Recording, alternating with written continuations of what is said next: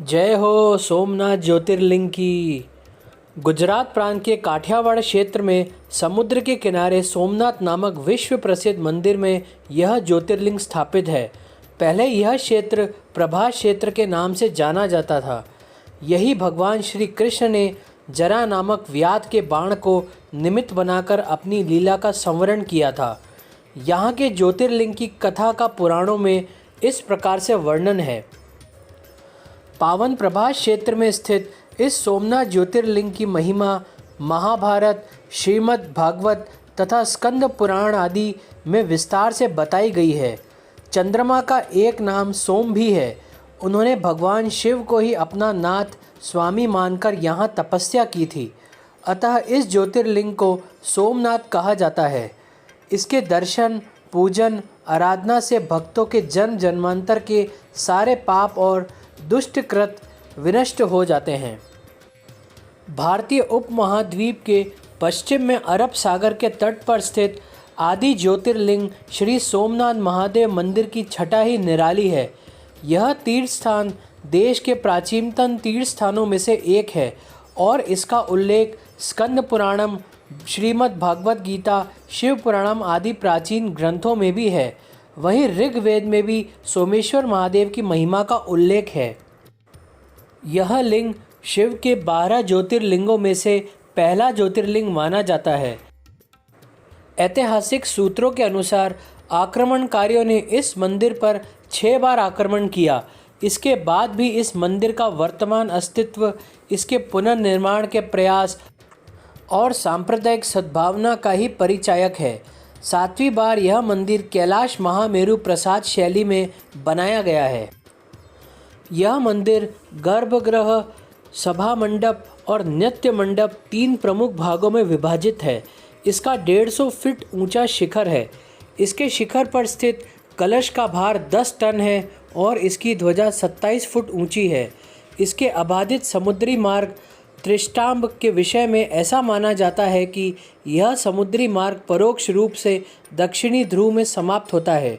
यह हमारे प्राचीन ज्ञान व सूझबूझ का अद्भुत साक्ष्य माना जाता है। इस मंदिर का पुनर्निर्माण महारानी अहिल्याबाई ने करवाया था। समुद्र तट पर स्थित सोमनाथ ज्योतिर्लिंग के बारे में मान्यता है कि यहाँ पर विधि विधान से भगवान शिव का पूजन, स्मरण, मंत्र, जप एवं रुद्राभिषेक आदि करने पर शिव भक्तों के सभी संकट और पाप दूर हो जाते हैं और पुण्य फल की प्राप्ति होती है।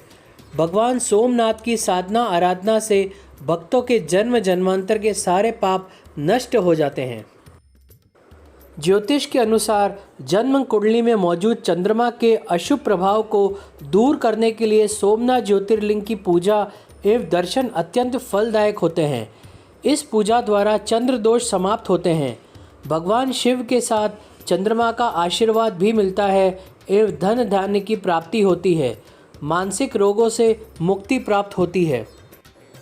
वैसे तो सोमनाथ मंदिर का भी निर्माण कब हुआ था ये किसी को नहीं पता, लेकिन इतिहास में इसे कई बार तोड़ा गया था और फिर इसका पुनर्निर्माण हुआ था। आखिरी बार इसका पुनर्निर्माण 1951 में हुआ था। मंदिर के ही दक्षिण में समुद्र के किनारे बाण स्तंभ है जो बेहद ही प्राचीन है। मंदिर के साथ साथ इसका भी जीर्णोद्धार किया गया था।